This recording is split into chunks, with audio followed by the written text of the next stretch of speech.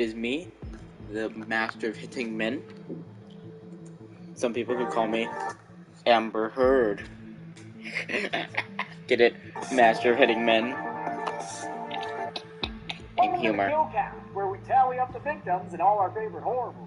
I'm James H. Denise, and today we're looking at Fear Street Part 3, 1666, released on Netflix in 2021. Part 3 concludes the Fear Street trilogy with what ends up being two movies in one. The first goes back to the 17th century to show the founding of Shadyside and Sunnyvale and the truth about Sarah Fear. This historical time jump is something the Fear Street books did as well, when they visited the Puritan Age in the spin-off series, The Fear Street Saga. The second half of Part 3 returns us to 1994 to tie everything together and finish off the big story. And I've said it before, but I'll say it again. It really sticks the landing. Everything comes full circle, and the revelations are hella satisfying. I think the Fear Street films got better as they went on, and the 1666 segment is my favorite of the series. By going back to the beginning, we learn things that reframe everything we've seen in the later eras. It shows that sometimes our history is based on lies, for history is written by the winners to make themselves look good. Best of all is the segment's payoff in terms of this trilogy's themes, like how being different can cause someone to be ostracized, and how those in power will sacrifice others if it means they get to stay in power.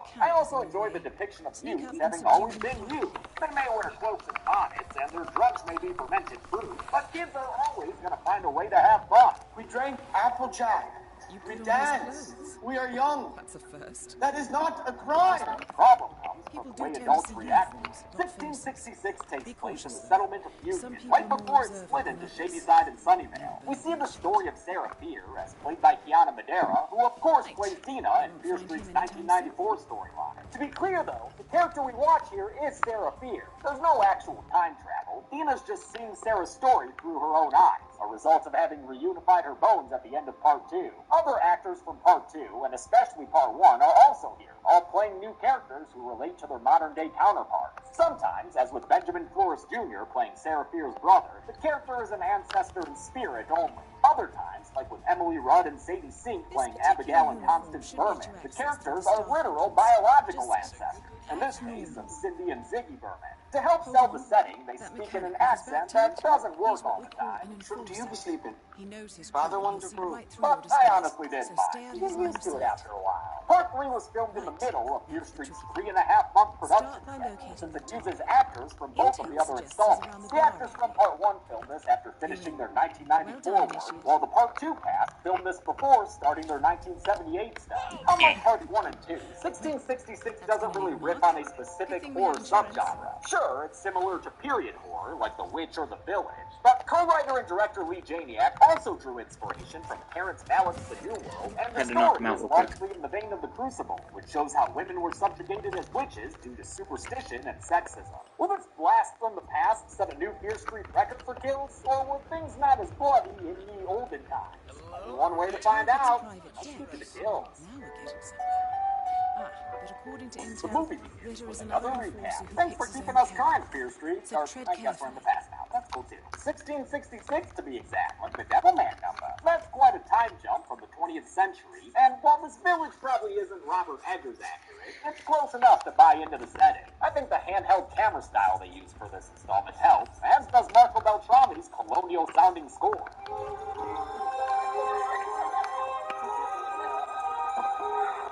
Part 3 tells us Sarah Fear's story using actors from Parts 1 and 2, something anthology series like American Horror Story do, further blurring the classification of this trilogy. I still think miniseries is apt. Sarah and her friends are planning a party tonight and RSVP to each other using secret passphrases. A full moon rises before nightfall. A good night to enjoy the fruits of the land. I'm going to... Yeah, Constance Berman didn't get the memo. Sarah's best friend, huge quotes on that word, is Hannah Miller, the daughter of Union's pastor Cyrus Miller. Does that name sound familiar? Maybe if you see it written down. Sarah and Hannah's relationship is the spine of 1666, just like Dina and Sam's was in 1994. But in Part 1, we saw them at their most toxic towards each other. Seeing them loving and flirty here makes for a much more enjoyable love story, even if it's one Hannah's mother is suspicious and disapproving of. Between their friendship, quotes again, and all that speaking in code, you can already tell how Dina's gonna go from average town youth to witch of the week. Doesn't help that the town drunk Tommy hangs on to her saying shit like this. I see the darkness in you, girl. Go wash your hair, Tommy. Billy Loomis looking motherfucker. Lee Janiak was so Billy impressed by Loomis. actor McCabe Sly as he's Tommy. Billy Loomis looking motherfucker. Lee Janiak was so impressed by actor McCabe Sly as he filmed his 1666 segment that she gave him a bigger part when they moved on to shoot 1978. The Nightwing Killer used to be masked very early in 1978, and then McCabe was just so amazing that I was like, why are we putting a mask on you 20 pages in? Let's watch you be Tommy. Let's watch you become this awful monster, and then we'll get to the mask at the end. And so that was really motivated by how amazing he was. Good call. I think everyone enjoyed seeing bagless Tommy Slater as Part 2's main villain. That night, Sarah conspires to go see the town's current witchy woman with Hannah and their friend Lizzie, the analog character to Part 1's Kate. This woman, the widow Mary, lives in a shack in the woods, possibly in exile for falling in love with a native man. The Union youths occasionally visit her for ye olde medicine and ye olde drugs. Ye olde, She's also got a neat collection of witchy literature. Literature? But that doesn't mean you should read from it aloud, Sarah. Man, why are these kids always reading spooky books? Things clearly evil. Look, that's some Antrim shit right there. The widow appears, played by Jordana Spyro, who played Part 2's Nurse Mary Lane. I forgot to mention it, but she also appeared in Part 1, showing us that Nurse Lane is still alive in 1994. The widow is analogous to Nurse Lane's role as a blade-happy doomsayer, and she tells Sarah Fear that the devil's gonna get her. Damn, lady, these kids just wanted some drugs. Looks like they were able to procure them anyway, and the youths take turns dosing themselves with berries around the fire. Whoa, man. Feeling this shit? Like I'm in an industrial music video. I like that they get high off of actual blueberries here, since that was a nickname Kate used for the drug she was peddling in 1994. Blueberries and bananas? Vicodin and Percocet. Sarah and Hannah start eyeing each other, but an oafish lad named Caleb is interested too. He's played by Jeremy Ford, who was Sam Sunnydale boyfriend Peter. Sarah comes to Hannah's rescue with a slap and a stock sound effect, and makes fun of Caleb's boner right in front of everyone else. Ah, look, he's got a boner. Drugged up and horny, Sarah and Hannah tee-hee into the woods and finally begin to act upon their long-suppressed latent feelings. Not before 6. My wife is very insistent about that. This is the first time these two have done something like this, and again, the beginning of this relationship is so much better to watch than the end. Yes, please. Now, by all means, please proceed. Normalize all of it. Just keep in mind how dangerous it is if anyone else Sounds saw like you. Ritter is about to have a private meeting with a gentleman knight. This Yep, could be that's how dangerous it is. So maybe don't tonsil box while that drunk douche Tommy's watching. The next morning, Hannah's got a problem. Her dad's a human fly farm who keeps muttering to himself at the altar. Ah, man, and is he hearing voices whisper his name? Yep, that can't be good. We all know what flies and whisper voices lead to in this series. Hannah's worried that their lesbian dalliance may have caused this sudden sickness, and in any case, her mom ain't happy about their so-called friendship. Not one bit. Damn, lady. Goody Miller tosses Sarah Fear out of her house into a crowd of Union citizens who have already heard about her and Hannah. Drunk Tommy's been spreading it around, and at this point, even Sarah's dad knows. He blames himself for not raising her properly after her mother died. head towards an exit. I give you too much freedom. The whole Fear household is falling apart. I should tell you, There are I bugs see in if their clients food and rely their on livestock discretion eating on their the own slight young, visual as damage. discovered by Sarah's little brother, Henry.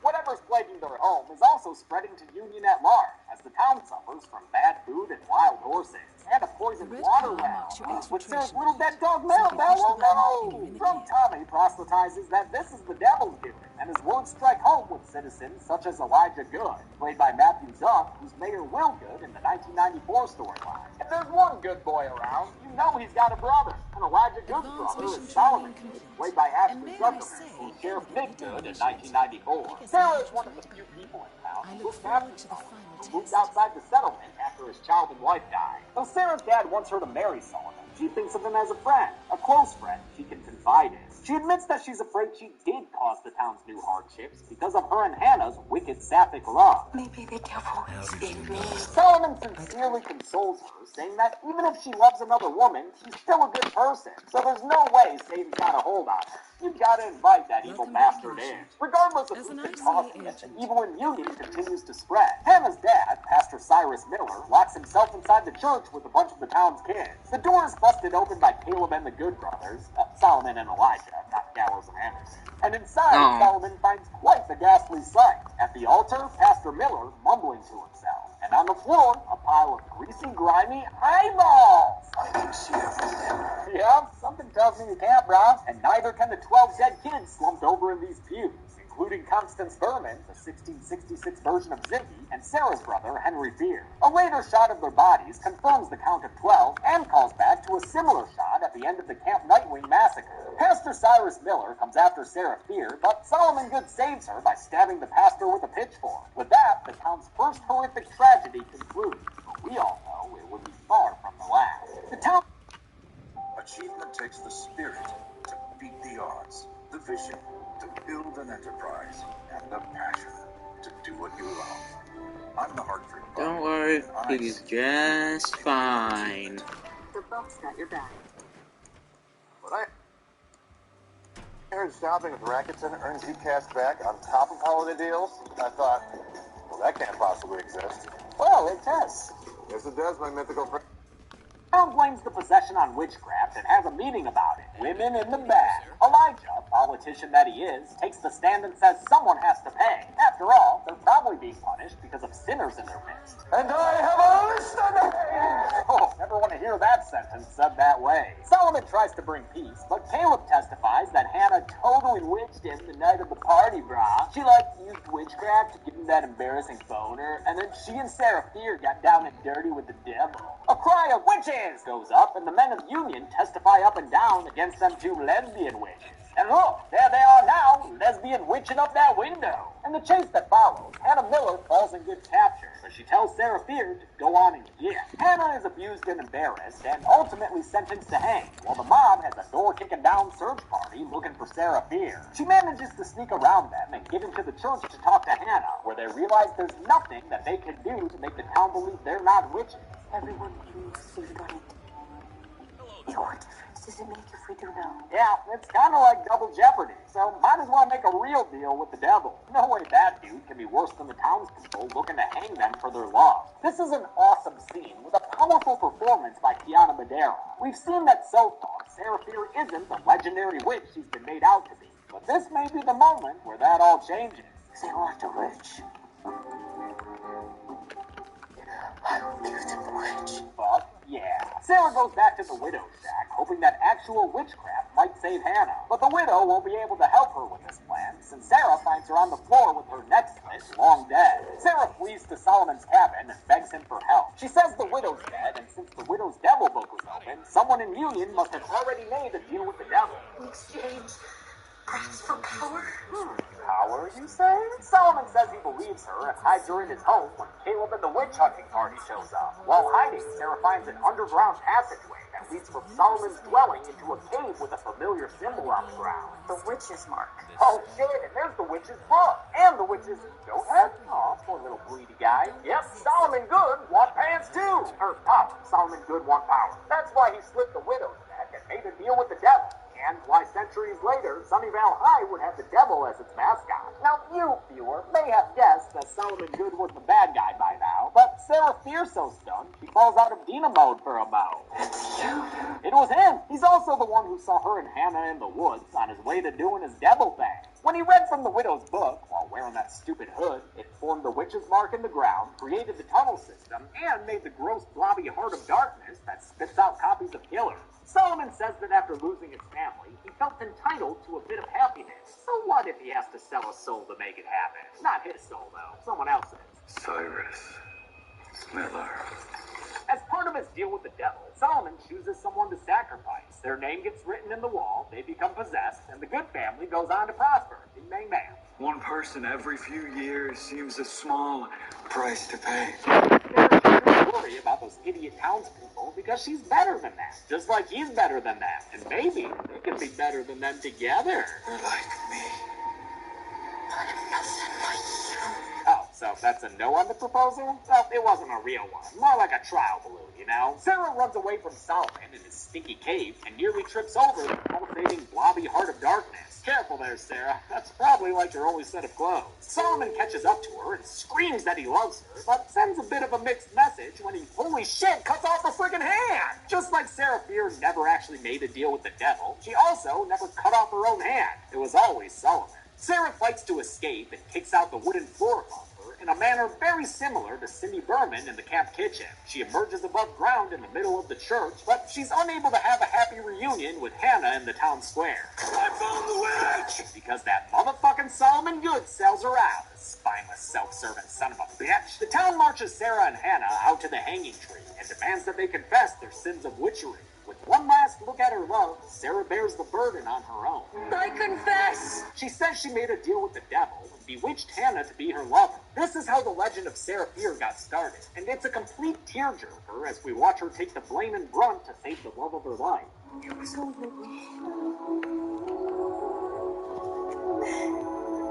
It was always me. Solomon orders Hannah let go and moves in to enact Sarah's punishment. Though she is no real witch, she curses him anyway.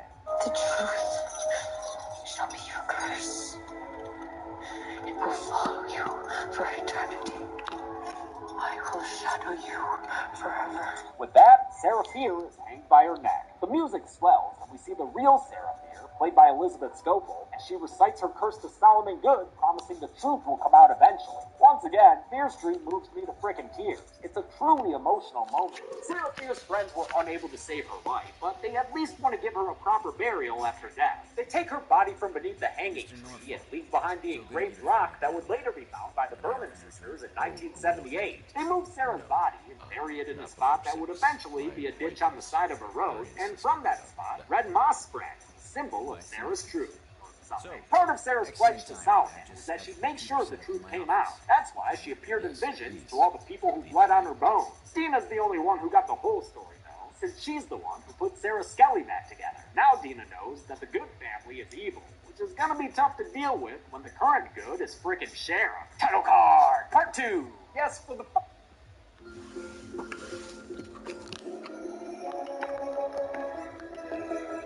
Leave, leave, leave, leave.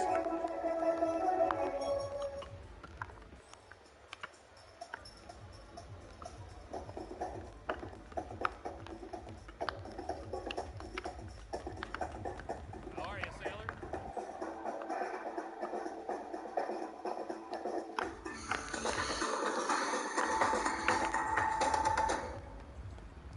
Final 45 minutes of this trilogy, we're back in 1994. But now we know the whole story and know that the Goods are bad. So Sheriff Nick Good is promoted to chief antagonist instead of a mysterious figure on the edges of the story. As much as I love the 1666 segment, and as much as I didn't care for the first film, it's great to return to the movie's present to see the consequences of all the lurid history we've learned. Dina and Josh steal Sheriff Good's police car, haha, get wrecked, and Dina gives her brother a recap of everything she learned from her Bloodbone trip. Throughout their town's history, the Good men have named sacrificial Shadysiders who become possessed and killed, the latest two being Ryan Torres and Sam, both named by an adult Nick Good. The blood of their victims fills the devil's tum-tum, and he rewards the Good family and their community with good times. We see another montage of Shadyside killers, but this time we see how each of them were named by various good boys, or good men, not dogs, you know what I mean. I love how most of the Goods we see are played by Ashley Zuckerman. That dude knows all about Succession. Ted Sutherland still plays Nick Good from 78, who named Tommy Slater and got all those campers killed. What a dick. Speaking of the Shadyside killers, that blobby black brain is spitting out another round of them now. The so-called Heart of Darkness that sits below Shadyside Mall is the physical manifestation of the town's evil history.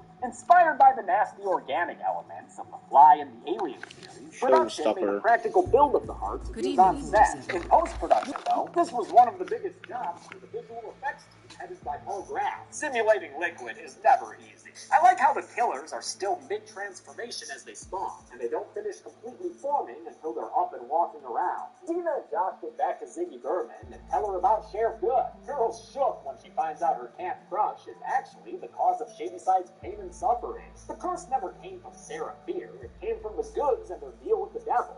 Finally end the curse, since they can't kill the devil. We need to kill Nick Good. Ah, good parody joke, Dina, if the NSA happens to be listening. Josh takes Dina and Ziggy to someone who might be able to help them. Martin the mall janitor, who we've seen harassed by Sheriff Good. He gave Josh his business card in Fear Street Part 1 after the kid helped him out at the police station. Their proposal is straight to the point. Want to help us kill Sheriff Good? Let me get my coat. Again, parody! Any government listening? Martin doesn't think they're actually going to kill the sheriff for real. And he doesn't know what they mean when they start talking about monsters. What's really going on here? It's weird to me that despite the confusion, he agreed to go to the mall and help them anyway, but I don't know, maybe he was just bored and going with the flow. Honestly, I'm just happy we're back at the Shadyside Mall. I love that Fear Street's grand finale happens in the same place the trilogy began. Malls are always great in horror movies, and this one's got fun-colored lights thanks to that Spencer's Light store. Not Hot Topic-esque. I misspoke in the Part 1 kill count. Martin is shown the possessed Sam and is all like, oh no, dog! He also finds proof that Sheriff Good has been framing him. In Part 1, we saw Good holding Martin in a jail cell on charges of spray painting the mall. Now Martin learns that the paint was planted, which, to be fair, Good already outright admitted. Actually, I can't. Good's been spray painting Sarah Fearford all over town to keep the story of her curse alive and ward off any suspicion towards his successful family's involvement. Man, that Good guy is one bad guy. They might need a cheat code if they want to beat him in the end. Up.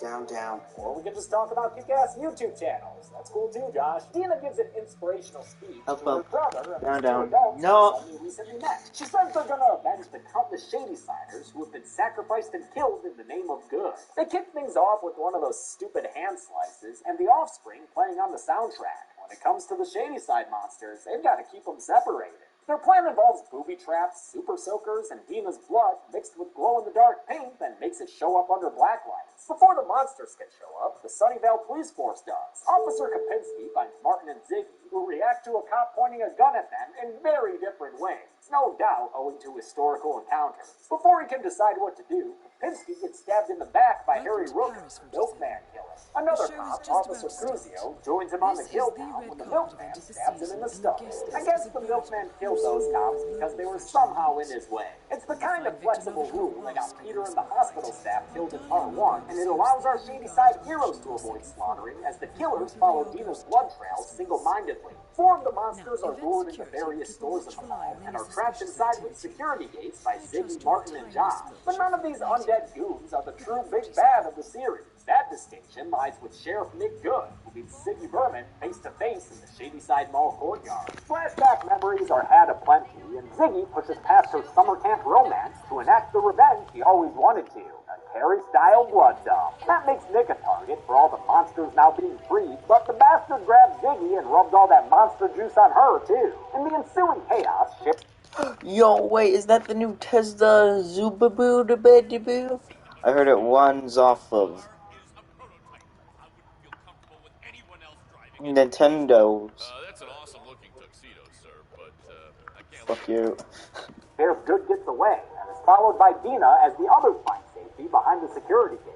To deal with the monsters, they spray them down with the blood that drives them so crazy, setting off a very violent, very kick-ass free-for-all where it's every mob for itself. They tear each other to pieces, but since they're already dead and reconstituting themselves as we speak, I'm not putting any of them on the kill count. Dina tracks Nick through mall locations built over historic spots in town, and because of her extended Sarah Fear flashback, she knows this grate leads to the tunnel system formed by Solomon Good's deal with the devil. It's the same spot Sarah Fear once kicked out of that led into the church, and then that much later, Cindy Berman kicked out of to wind up in the Nightwing mess hall. Underground, Dina calls out for Nick Good, and he yells back that his family deserves everything they have. Solomon earned it for them when he made this devil cave. While he goes on his entitlement rant, the previously tied-up possessed Sam somehow escapes. She runs through the mall and hops down into the tunnel where she catches up with Dina and starts fighting her. At the same time, Josh fights another Shadyside monster, Ruby Lane, but since both siblings recite the Konami code as a personal mantra, they're able to win their respective fights. Though, to be fair, Josh gets assistance from Ziggy Berman with a gun. Really glad Berman didn't Brita that up. Sheriff Good finds a weakened Dina by the goopy Heart of Darkness and beats her down while saying he's gonna frame her. Girl, he's gonna frame you so good. In an act of desperation, Dina presses Nick's hand to the organism, which gives him a mental montage of all of this trilogy's nasty kills. Once again, Sarah Fear's cursing of Solomon plays in voiceover, as the Shadyside victims of all killers and eras pop up to torment Nick. The last is Sarah Fear, who stabs Nick Good in the eye and kills him. Oh, actually, Dina did it.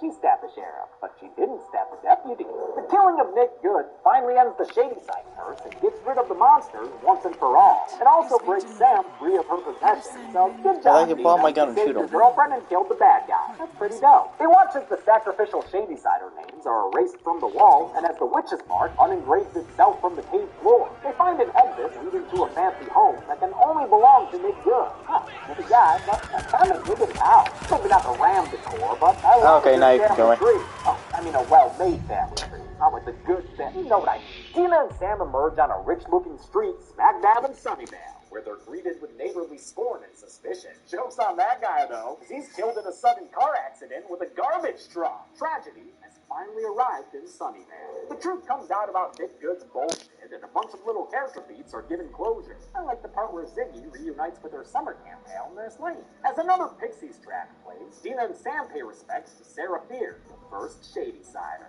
Hey Sam, what if we kissed over that weird red moss and also Sarah Fear's grave? The movie ends with the camera taking a trip to the Shady Side Mall. It goes through the floor grate and the extensive tunnel system to find the witch's book sitting at the altar, at least until an unknown person grabs it. Let's finish learning all the facts to the story and get to the numbers. But first, the widow Mary hooked me up with some primo blueberries. Let's see what happens here.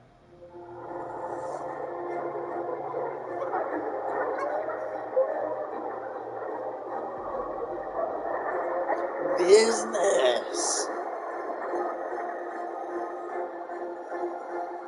Oh, whoa, pretty good stuff.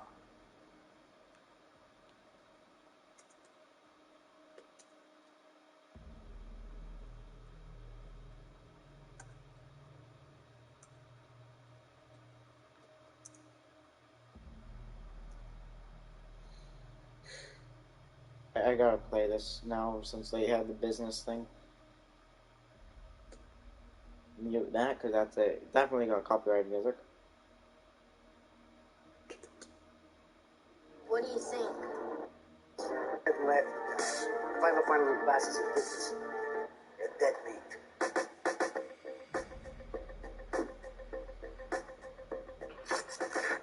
Gotta watch that game. I got a big bet on. Oh, got some business going there, huh? Hurry up, huh, Brad? We got some business to discuss. Business! I came here to discuss business. Business! She may not be a star baker, but she is skilled in at least one area I'm not. Business! They ride automated cars that let them spend their commute doing the thing I've been learning a lot about lately.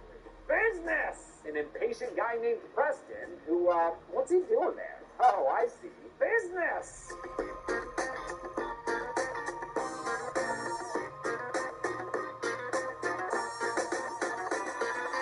Cody gets the last word in, though, when she calls her dad out for working through supper. Come on, man. The dinner table's for dinner. Not business! The business turkey. The next morning, Jimmy's dad needs to leave something on account of business. But his business might keep him away from home all weekend. The kids no-showed, as did Jimmy's dad, who called her in a split diopter shot to tell her he couldn't make it. You know, on account of business. Business. Mary hooked me up with some primo blueberries. Let's see what happens here.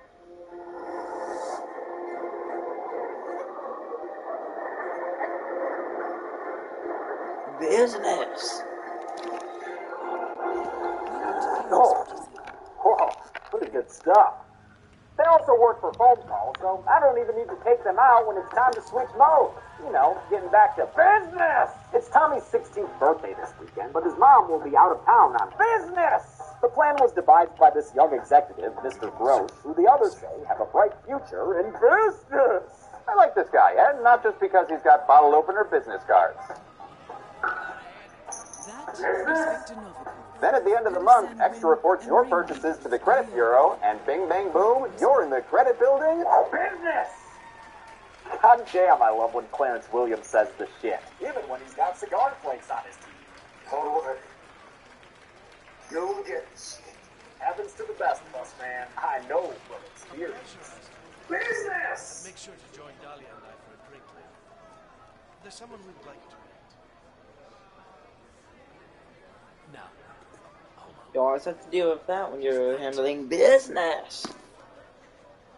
If you'll excuse me, Congressman, urgent matter. Do enjoy your... I will slit your throat if you tell me to move. Looking shy.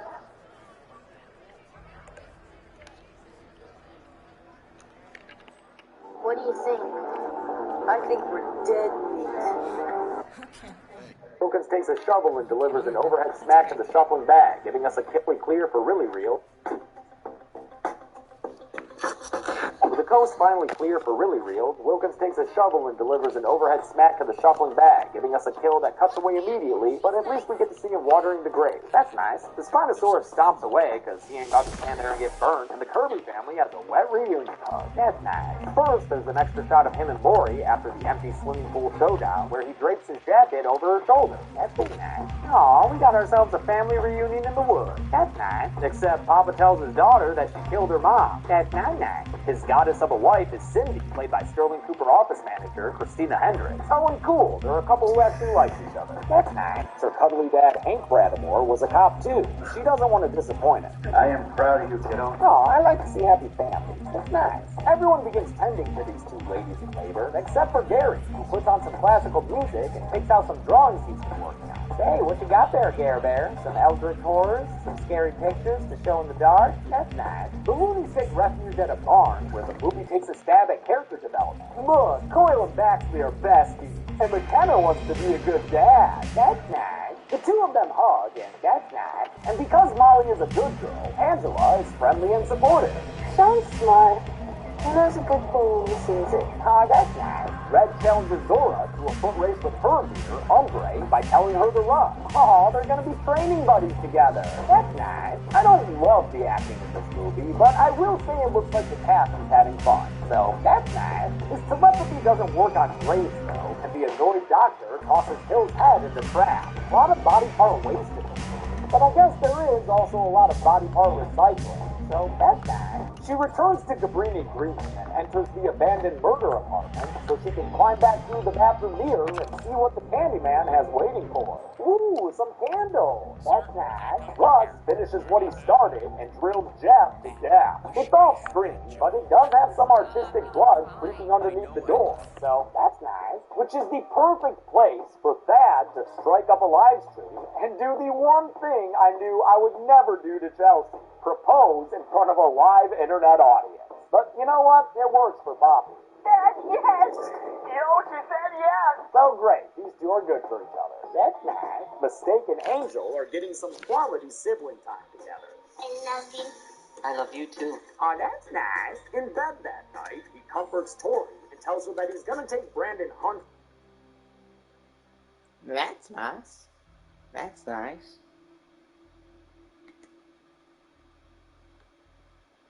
This Rebecca lady is the person who runs the Banana Split show. That is, until network exec Andy tells her that the show is #canceled. What, did Flegel say something racist? That's why it's cancelled. He said racism. Not the word, just Learn something job skills racist. free from Career Systems in San Jose. That's why Our everything's programs cancelled for ages nowadays. 16.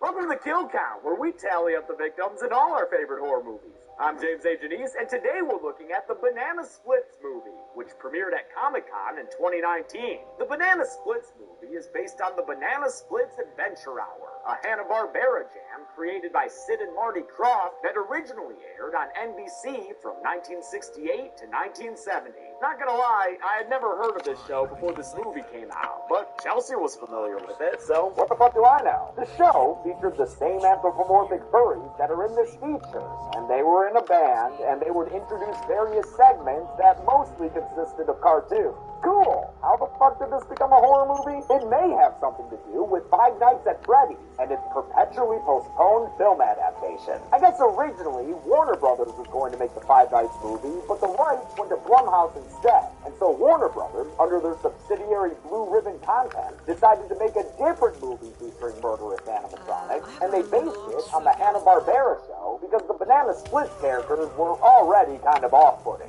I think that a lot of children's television, it is innately creepy. For what it's worth, I think the result is a fine slasher. The writing's a bit forced at times, and there's some wonky editing here and there, but I appreciate the tone it manages to hit. It's cheesy, but not saccharine, self-aware, but not cynical, and funny, but not mean-spirited. Plus, it's got some crazy good gore, so much so that I can't put it all in the public version of this episode. And hey, the score was composed by Patrick Stump from Fallout Boy, who also did an awesome cover of this earworm of a theme song.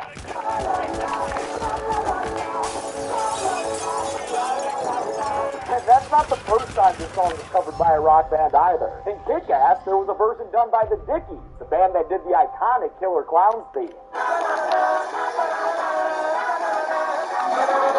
If you want to tra-la-la and have a good time with this movie, though, you're gonna